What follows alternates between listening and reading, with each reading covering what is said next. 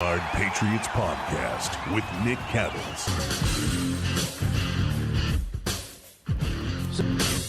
All right, so it's time for another edition of the award-winning Greg Bedard Patriots Podcast with Nick Cattles. I don't know what award we've won, but I'm going to roll with it anyway. Greg, for this episode this week, we're going to take a look at the AFC East. We might get into a little bit of Cassius Marsh. We'll see. But let's start off with the Buffalo Bills. When you look at this division, a lot of people would say that the Bills are the heavy favorites.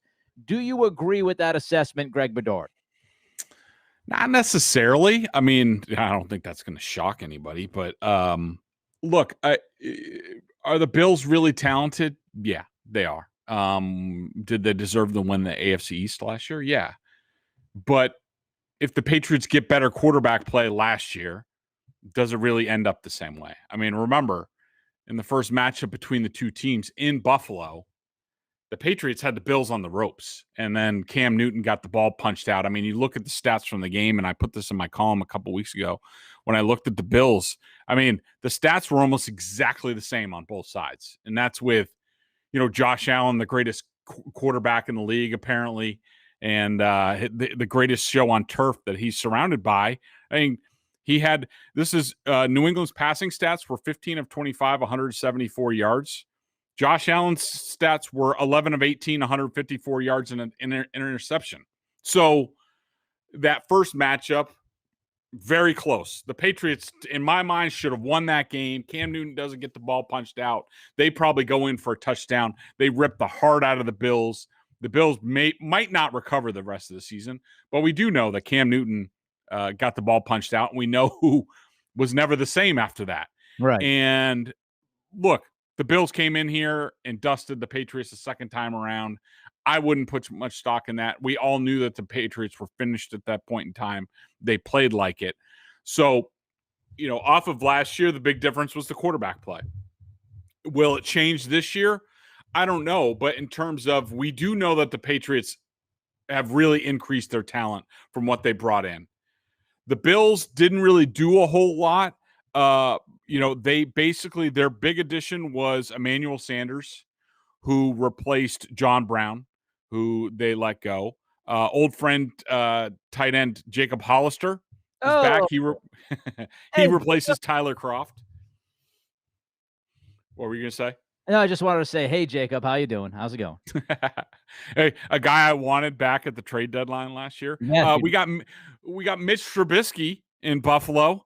Who I'm sure Patriots fans are like, yes, Mitch, rub that mojo all over Josh Allen. Like, get next to him in meetings, cough on him a little bit. Like, give whatever you have, pass it on to Josh Allen, because that's what we need. And look, they took two edge rushers in the first couple rounds, Gregory Rousseau and Carlos, I think his nickname is like Bam Basham.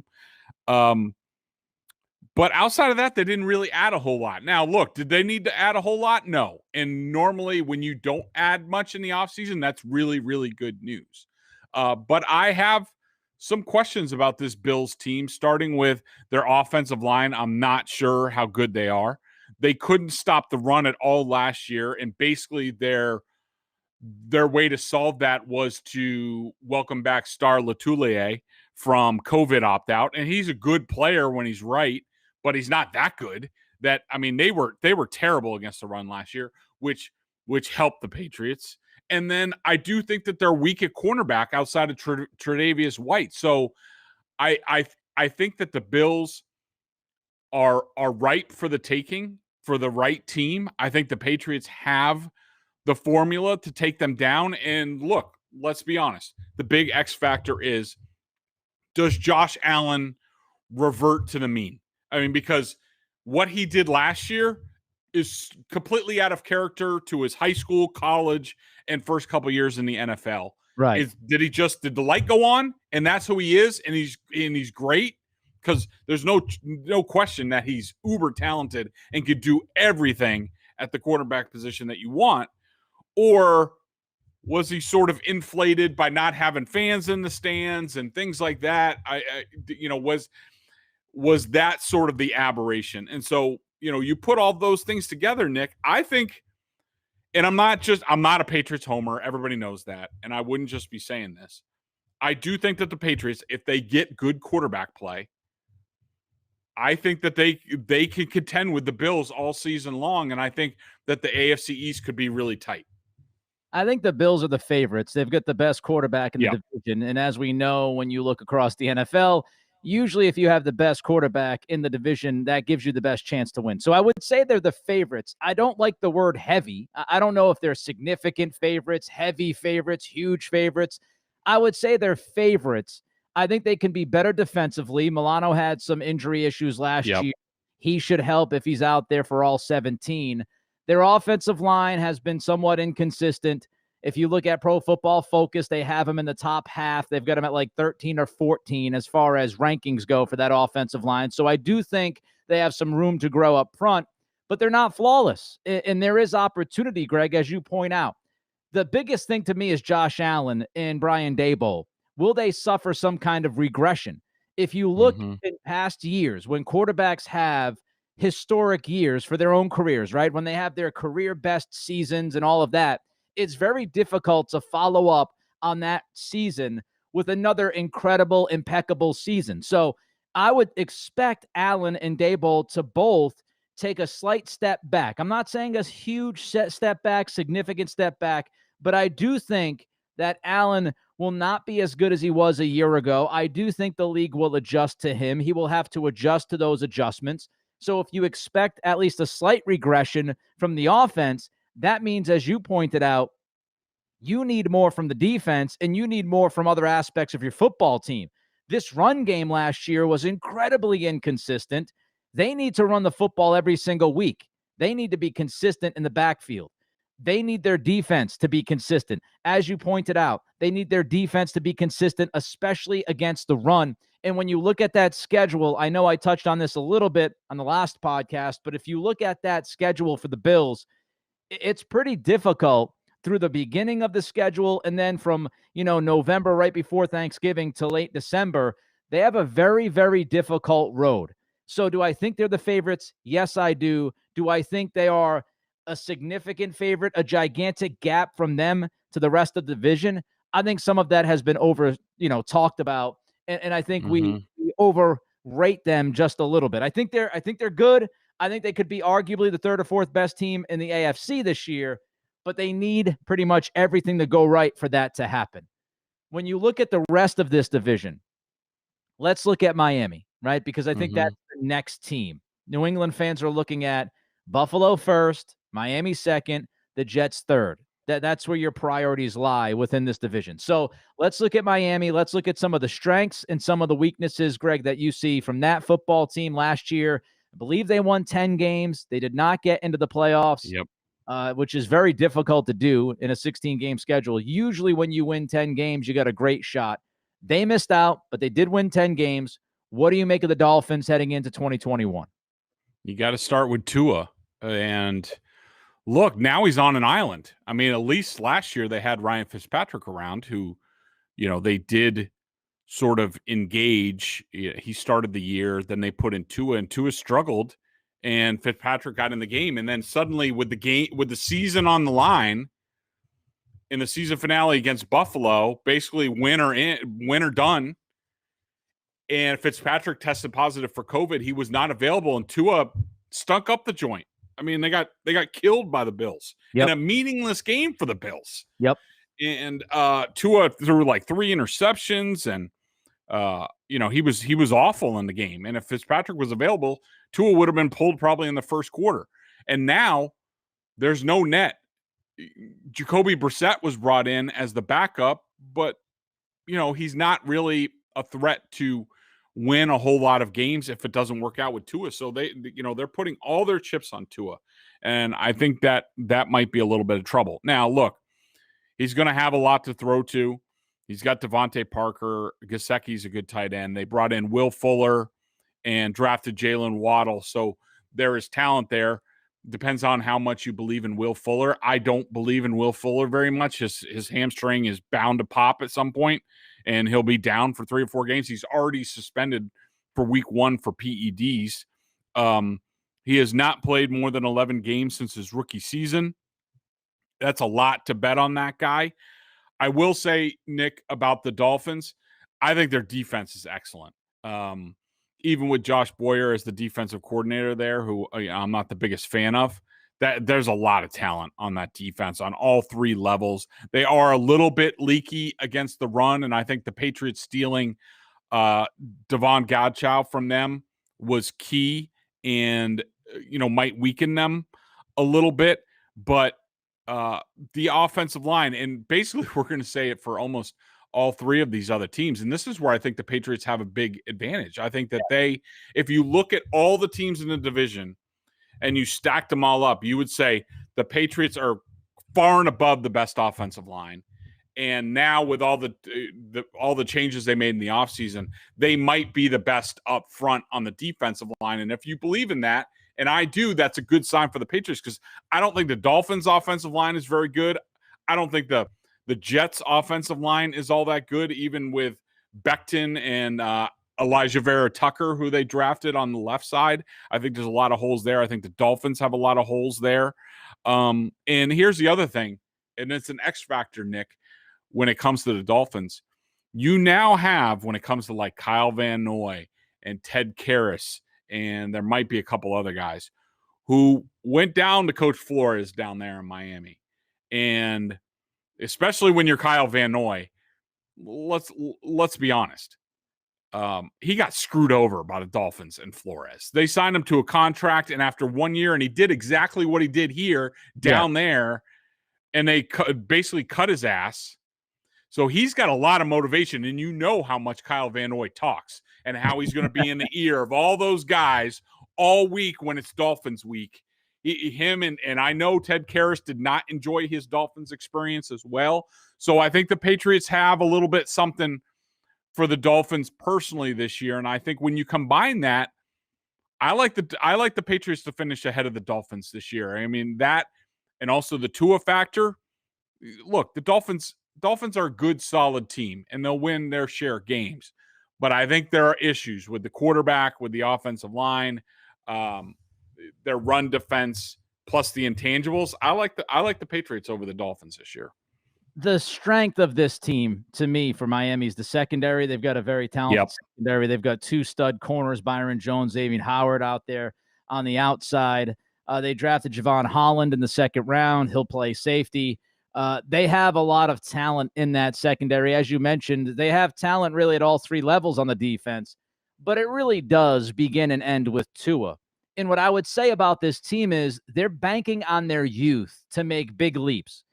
First with Tua, I hate how they handled him last year. Can't stand it. They sat him for the first several games. You had Ryan Fitzpatrick playing literally some of the best football he's ever played. If you look at statistically, he was playing some of the best football he had ever played in his NFL career, if not the best football, over about 4 or 5 weeks. And at that point, they decide to sit him. So they bench Fitzpatrick, who was playing great. They throw Tua in. And listen, if you're going to make that move, then you stand by the move and you keep Tua in. You have to live and die by Tua. Once you make that move to him, he's a top 5 pick. He's your future at quarterback. You can't be pulling him in and out of games. And they did it twice. They benched him twice. And as you mentioned, that last game of the year was a debacle. Now he comes into this year, and there are questions to me, right? Some of the team, when the season was over, they were talking to the media. Armando Salguero down there in Miami. There were several players. They, of course, went anonymously, but there were several players talking about Tua and how he didn't look good at practice, and they had questions about him, et cetera, et cetera.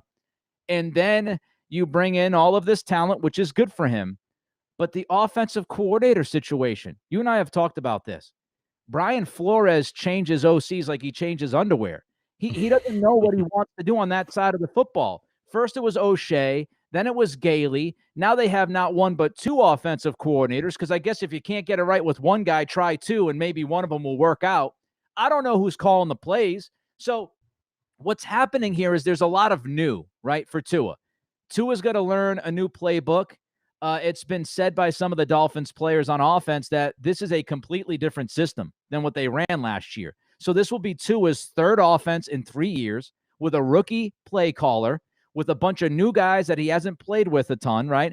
I mean, obviously he's got the college experience with Waddle, but you're bringing Fuller.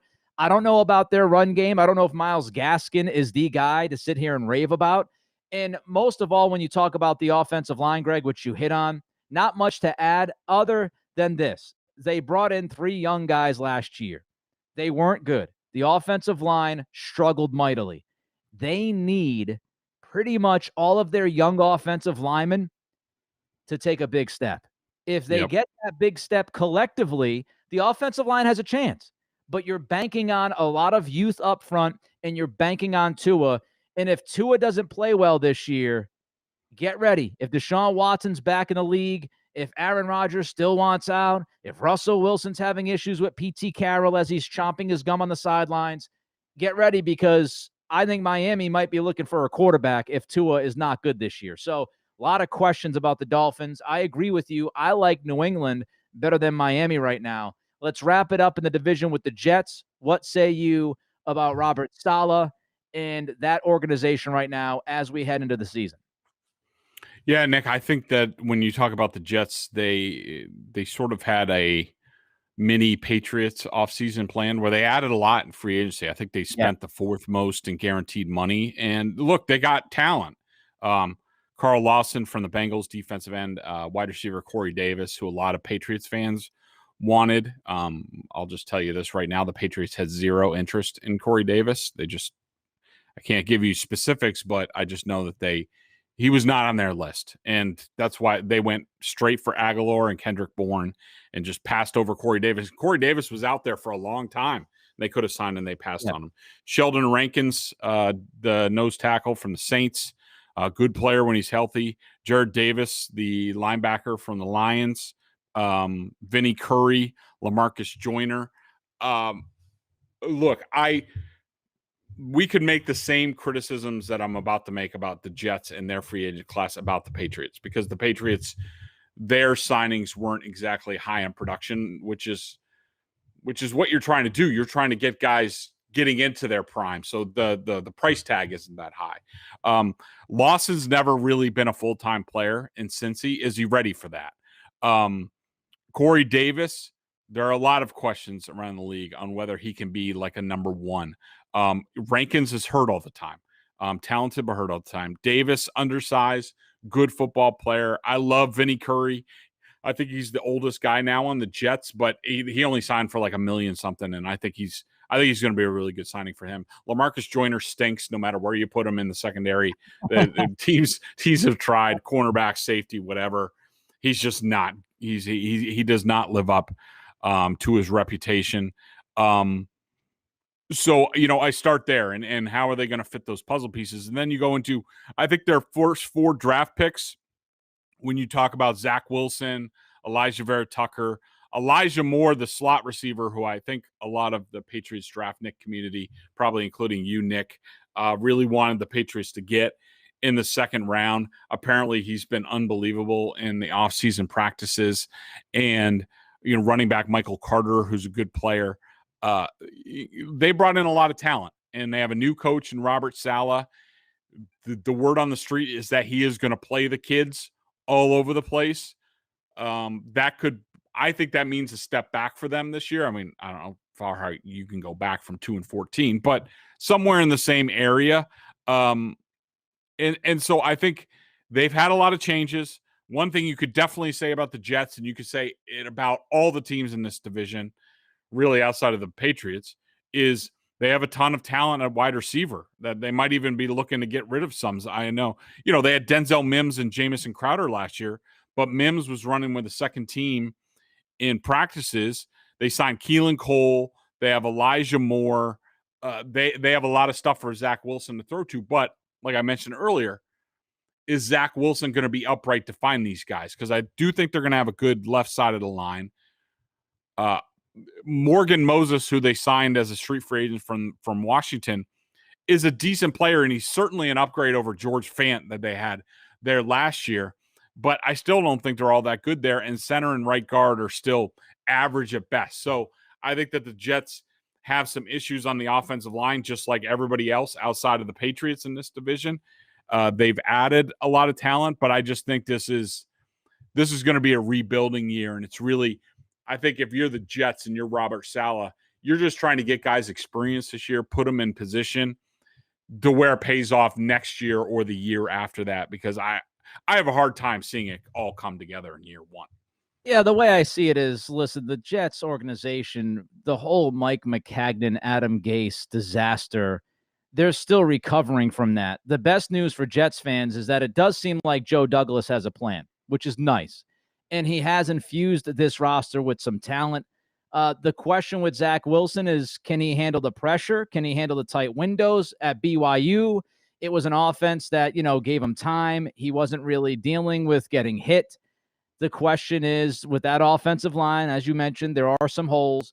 Will they be able to protect well enough for him? And if not, does he turn into a pumpkin during his rookie season? But I like a lot of what they did. I think Douglas brought in some talented guys. I don't know if it's going to just all fit together in year one, like, ta-da, it's unbelievable. We just put it all together and, we mixed some young and old, and it was a perfect combination. I also always wonder about a rookie head coach. I understand. I've heard all the talk about Robert Saleh. People are in love with him because he jumps up and down on the sidelines, and every single game that San Francisco was on, they would pan to him, and he got more camera time than Kyle Shanahan at times. I understand the love for Robert Saleh, and I get Richard Sherman and guys like that speaking up for their coach. He could end up being great, or he could be a complete dud. None of us know how many guys who were star coordinators and the next guy to take over end up being a head coach and they can't handle it. Maybe Saleh can handle it. I don't think we know that until we see it. So I'm not going to sit here and say they made a tremendous hire in Robert Saleh. We don't know. So we'll see how that works out. They're also very young, and I think their secondary sucks. So if they can, if they can, I'll give, Marcus May is okay. But, when you look at the rest, I think that secondary needs help. I don't think they're there yet. What I would say to Jets fans, and I know a few guys who love the Jets, and they know this, I think, this is not the year. It's the beginning of the plan. Maybe next year you're looking at, 8-9 wins, and then maybe you pop in 2023. This season, I could see them win 5 games. I could see them win 7 games, somewhere in that area, but they're just not ready yet.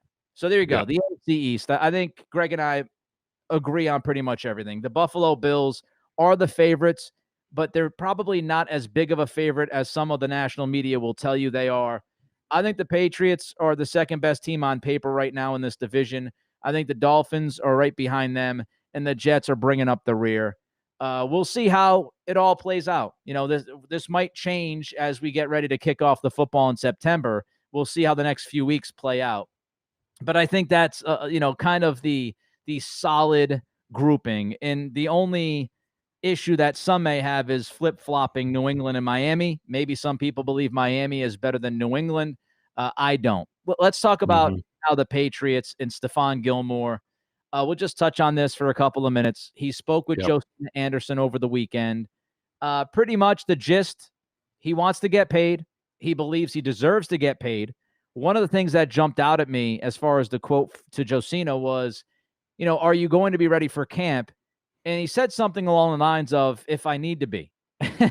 And, this kind of starts the discussion that you and I touched on a little bit, but really didn't dive deep into. Is he going to be out there for camp? Is he going to show the Patriots that he's healthy? Or does he sit back and say, no, I'm going to wait. I'm making $7 million on the base or so right now. You guys went and spent hundreds of millions of dollars in free agency. I deserve a pay raise, and I'm not going to risk further injury or doing something to my body until you show me the proper quote-unquote respect. What do you make of the comments to Josina Anderson, Greg? And are we pretty much just at a stalemate right now for the next few weeks with Gilmore? Sure seems like it. I mean, I don't think much has changed with his comments. And I think that, look, I think Stephon was just being honest. And yeah, he thinks he has a certain worth. I would say under normal circumstances, that would probably align with the Patriots, especially considering they haven't done anything at the cornerback position, draft, free agency, really nothing.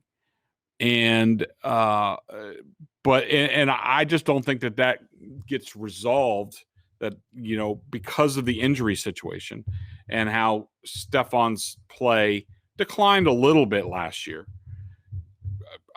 I don't see how that resolves itself without Stephon coming to camp, taking his physical, taking part, getting off a pup, and who knows when that might happen.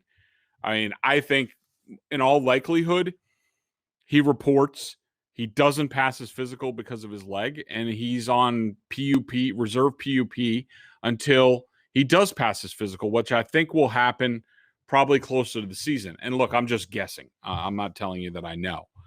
And I don't see how the Patriots give him a huge raise now. And I think you've brought it up, Nick. Could they find some situation where it's incentive based, where they're like, look, Stephon, we want you to get your money. We're happy to pay you, but you can't expect us to go on a leap and a prayer where we haven't even seen you on a practice field. So here's what we're going to do.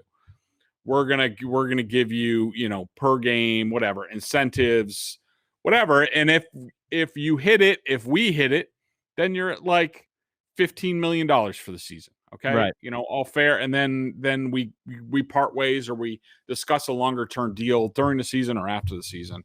But I just don't see how the Patriots, unless they're very, very generous, that they all of a sudden pony up and they say, oh yeah, sure, Stephon, that list of cornerbacks that you tweeted about and were complaining about, we're going to boost you up there into the top 5 coming off of a torn quad. I just don't see how that happens. And so I think this goes for a while. I think that Stephon's going to have to report. He's going to have to show that he's healthy. I think they do find some common ground that's smart for both sides. Gilmore's agent's very smart. We know that Gilmore's very, what's the word I would use? Business. He has a lot of business savvy when it comes to his contract. He knows his worth. He's not going to cheap out. And so I do think this gets resolved later in training camp, but I do think it gets resolved. I think he's happy. I think he plays well here. And I think they go from there. Yeah. I mean, I think he does get back. I just don't see them working out a trade so late. I don't think he wants to be dealt. He said that to Josina. I don't think they want to deal him. I think something gets done. The one interesting point is that they don't have the Tom Brady security blanket anymore. And what I mean by that is, in past years, you might be able to apply a little bit of pressure to a player in this situation and say, hey, look, Tom took a little less. He's the best player in the game. How about you taking a little bit less? Patriots don't really have that angle to work off of right now. So Gilmore, the only thing I'll say is every player has the right to believe they're worth their worth. It's tough to argue that he's not worth more money than $7 million. I think all of us would have him as a top 5 cornerback, if not the best cornerback in the league. He's, I would have him in the top 3 at least. So he certainly deserves the more money, but the Patriots, they kind of have the leverage because he's got the 1-year deal left. So he can't do much of anything but say, I'm going to sit out. And if you sit out, I don't know how that helps you. Are you going to walk into next season being 31 years old, not playing a full year after a quad injury and surgery? So he knows he's got to eventually get on the field. The Patriots know they eventually have to have him on the field. That tells me it'll get done. The only thing I would say other than that before we move on is that I do wish the Patriots invested in a cornerback in the draft, because I think that would have given them a little bit more leverage and you would have felt a little bit better about this secondary depth. McCourty walks. J.C. Jackson's been good, but how much of that is Gilmore helping him? And Jalen Mills, we've talked about him. I don't think he's the answer at corner. So I would have loved to see the Patriots invest in a cornerback in the draft. They didn't. Listen, that's me picking. It's a little nitpick. I thought their offseason was terrific overall, but I would have liked to see something done. Do we care about Cassius Marsh and what he said, Greg? I don't. Yeah, but I don't understand why some Patriots fans get all riled up about Cassius Marsh and how he came here and he didn't have any fun and he didn't get his lunch. Somebody should have gotten him a little Patriots like lunch pail and filled it up every day. his chicken tender and fries with honey mustard on the side. He wanted his kids' meal for lunch. I mean, that and I was waiting for him to say like he didn't get his nap time in the morning. Like, did he need his knapsack? And it's like my son, when he left my wife a note that said when he was in preschool, he said, "Mommy, remember my rest towel." And I think that Cassius Marsh needed a few more naps. He needed a few more lunchtime. Did he want a book club too while he was here? Like, look, it's Cassius Marsh is on his like 8th NFL team. We all know his deal. Plenty of people have played here and liked it. Is it hard? Yes. Is it do they win because it's hard? Yes. And so it fits it's just like any other job. You some people fit certain places and some people don't. And Cassius Marsh just did not fit here. It was a disaster the whole time. He was a terrible player. I can't believe they actually gave up something for him in a trade with Seattle. And just ignore him. He's a big baby who couldn't hack it here. Plenty of other players have. Be happy with the guys who have stuck around a long time. And there's a lot of those players who continually re-upped with the Patriots. There's a reason why Cassius Marsh keeps talking about the Patriots. It's because Cassius Marsh knows that'll get himself in the headlines and he'll have something to say and maybe somebody will want to talk to him. It's Cassius Marsh. I'm moving on. BostonSportsJournal.com member question of the day. Check them out over at BSJ. $39.99 annual plan. Top-notch analysis of all the Boston pro sports. If you're a Pats junkie, of course this means you get access to a ton of video analysis that Bedard does on the coach's film and direct access to him in weekly chats. Let's go to the crazy world of Troy Brown. So this wasn't really a question. It was more of a statement, but I figured it was a good talking point. So that is true. That is true. It is a statement, not necessarily a question. And I do wonder if this person is related to Dalton Keene. But here we go. Here's what the crazy world of Troy Brown had to say. Keene is a big Twitch tight end. He's a big Edelman, Greg. It's up to McDaniels to work him in. That's what the statement says. It's up to McDaniels to work him in. Loved his college tape. Kid played hard and tough. Hate to lose that. We're always too impatient with rookies. Let's see how this plays out. I still have confidence in Dalton Keene. So a little background on this. This came off of my Sunday column where I did questions on 5 key Patriots heading into 2021. So sort of lingering questions. And if people want to, make sure their BSJ memberships are up to date and want to read this. So the other questions were, can Isaiah Wynn be effective without Joe Thuney? Which I think is a legit question because I think that Wynn really benefited from Thuney. And now he's going to have, Mike Onwenu, who, hasn't really played there in the NFL. Is J.C. Jackson really headed for elite status, which I think some people take for granted, which I'm not really sure about. Will Damian Harris be a playmaker? I think is a legit question. I know you're the charter member of the Damian Harris fan club, and I'm right there with you, but will he stay on the field and will he do that? And also another question was, how does Kyle Duggar get enough playing time? Because I think that kid needs to play to get better.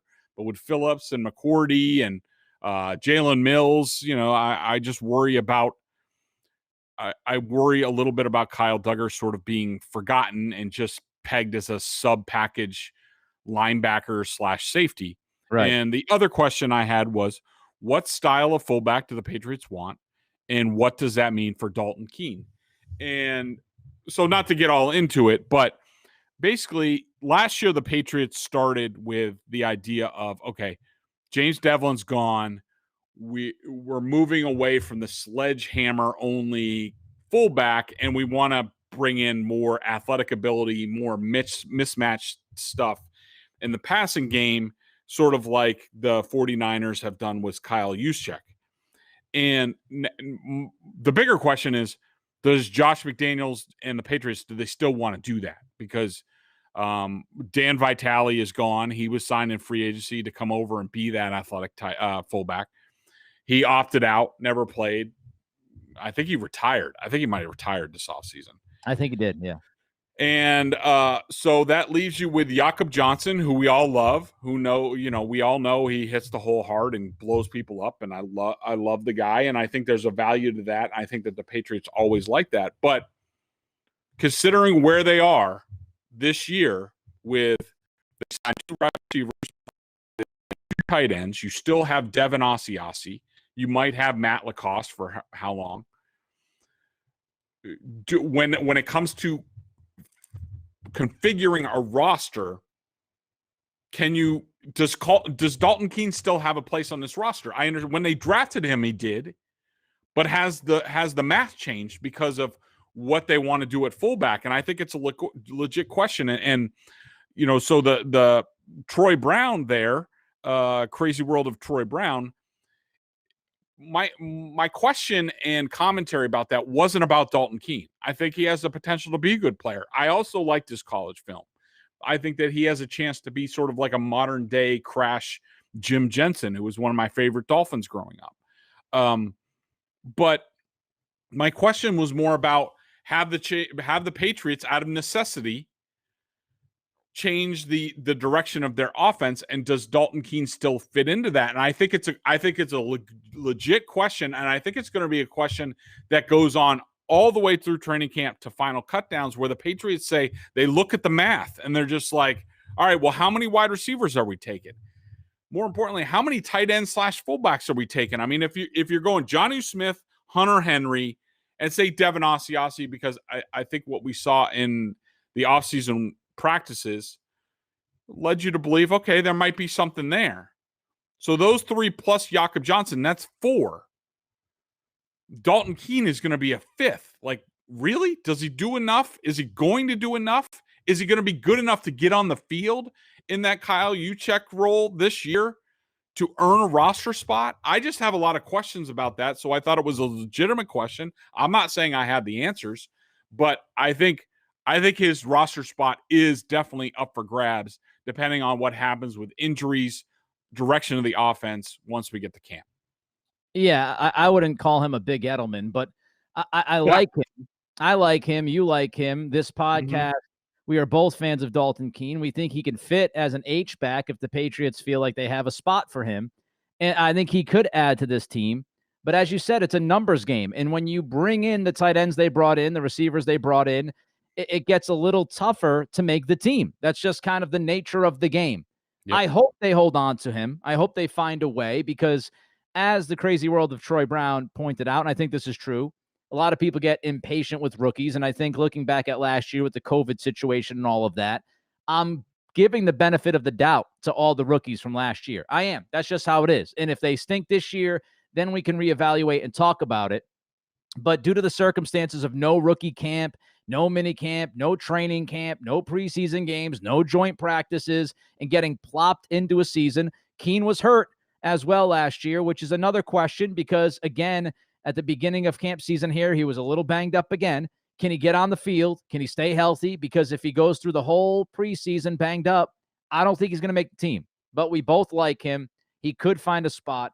We hope he finds a spot, because that means the Patriots have a specific role for him. Will they? We don't know. The Greg Bedard Patriots Podcast with Nick Cattles, wrapping it up. We gave you a look at the AFC East. We talked about Stephon Gilmore. We didn't talk much about, thankfully, Cassius Marsh. And there's your takes on Dalton Keene. A lot of information for you. Everybody enjoy the rest of your week. Until next time, we'll see you.